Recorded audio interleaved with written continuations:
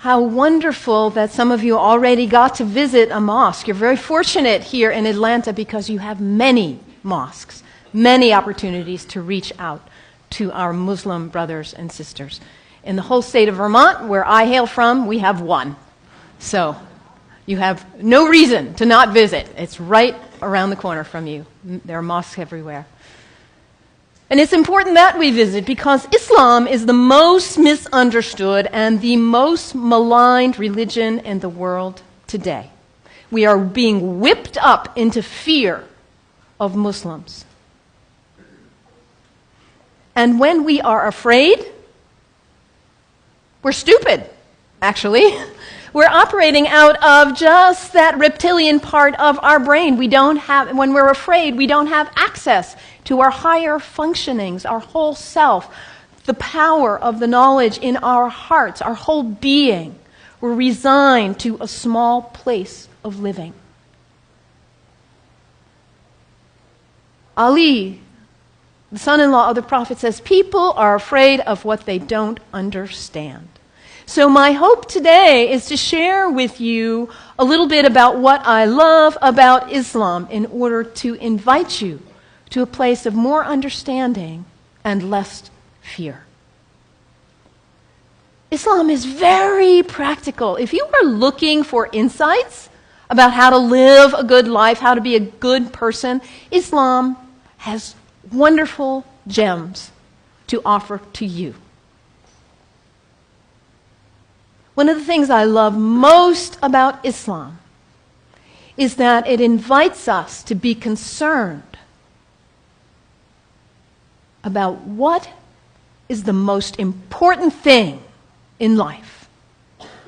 To get our priorities straight. What is it for you?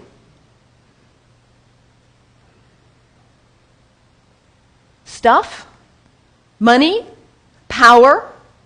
Prestige? Family? Kindness? Service? Love? Art? Compassion? What is it for you? If you get nothing else out of today, take that one question and live into it. And if you don't know the answer yet, find out. What is it for you? What's most important? In Islam, the answer is very clear. La ilaha illallah, Muhammadan Rasulullah. There is nothing but the source. God, the one. How did you say it, Anthony? That love which is greater than we can know. That's what matters. And Muhammad is his prophet, is the prophet of love. La ilaha illallah, Muhammadan Rasulullah.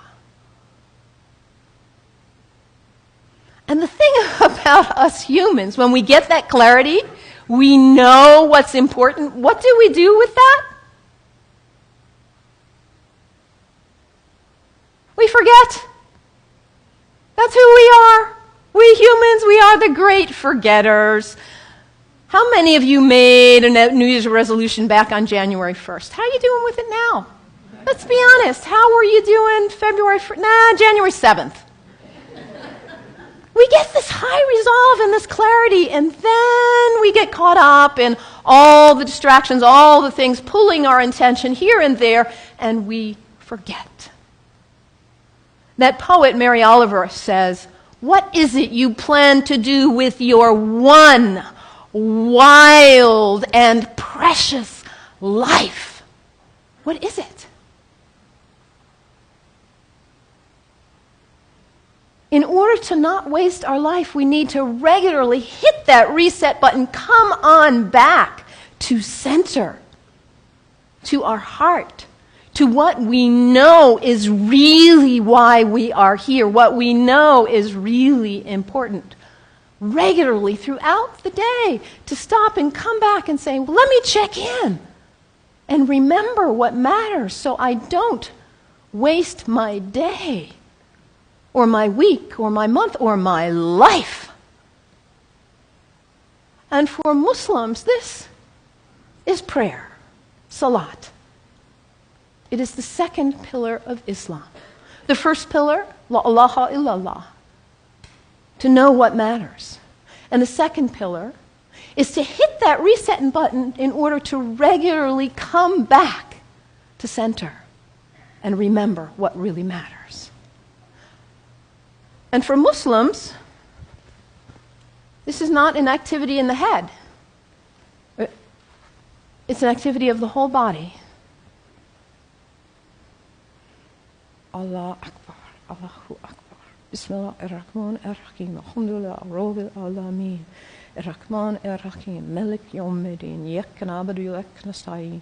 As-siratal mustaqim. Siratal ladhina an'amta 'alayhim. Ghayril maghdubi waladdallin. Amin. Allahu Akbar. Allahu Akbar. Allahu Akbar.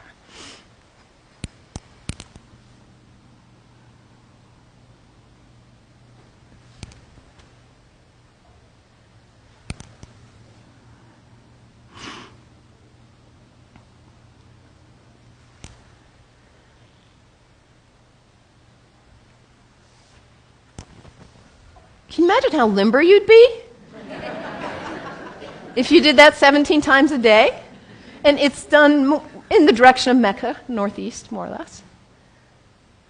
To hit that reset button in order to come back, to hear that voice still and small like we just sang about, to come back to what matters. So practical, I love that, the second pillar of Islam.